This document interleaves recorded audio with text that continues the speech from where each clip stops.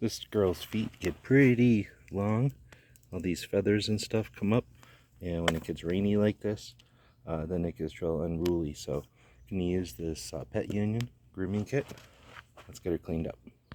This is Melba. She's a real good girl, and she really likes these trimmers because it makes her foot grooming go so quickly. So we can see it's all clumped and long.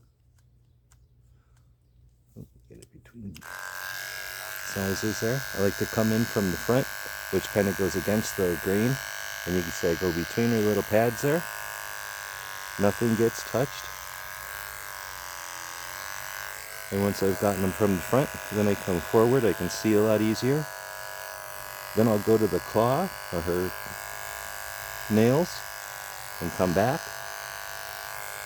just like that, and then I'll go up and kind of get the nails by just going around each nail, and that gets the nails to pop and kind of cleans up all the rest of the little stuff.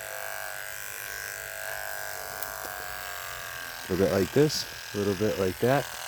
It's not real loud, it's kind of slow so she doesn't get real upset about it. And look how nice that cleans up her foot so quickly. So the before and the after.